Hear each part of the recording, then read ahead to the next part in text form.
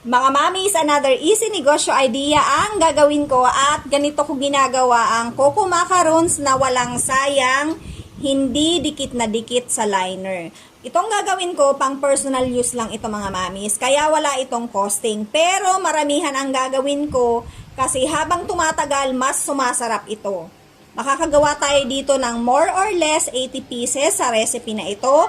Kaya tara, simulan na natin! Sa isang malinis na mixing bowl, maglagay ng sugar, margarine, 4 pieces ng large eggs. Haluin muna natin. Okay lang yan kahit may natirang buo-buo pa ng margarine. Mahahalo na lang yan mamaya. Gagamit din ako ng Jolly Cow kondensada. 1 3/4 lang ng Jolly Cow kondensada mga mamis ang ginamit ko dito. Mga mamis, eto lagi ang ginagamit ko sa mga dessert. Jolly Cow kondensada dahil malapot ito at hindi malabnaw. Affordable din ang kanyang presyo. Maglalagay din tayo ng all-purpose flour. So sinala ko ito mga mamis. Haluin muna natin ng mabuti.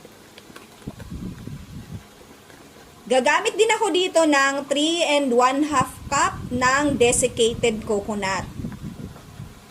Haluin na natin ito ng mabuti at kapag nahalo na, pwede na natin itong ilagay sa ating macaron liner.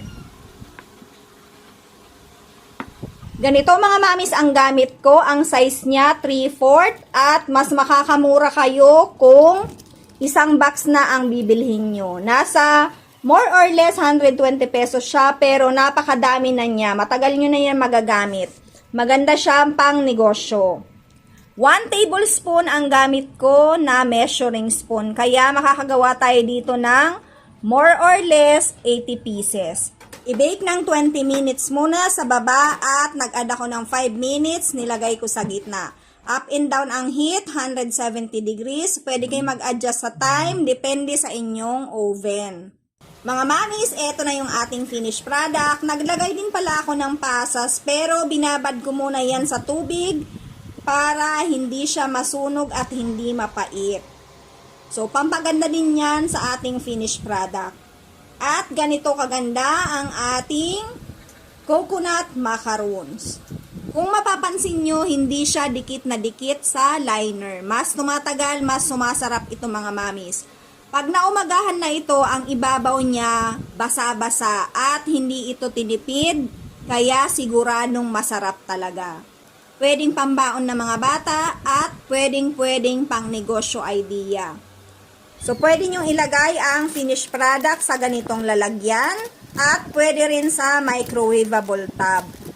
So, para sa mga mamis na magtatanong ng complete list of ingredients, nasa screen po at ilalagay ko din sa ating description box sa aking YouTube channel.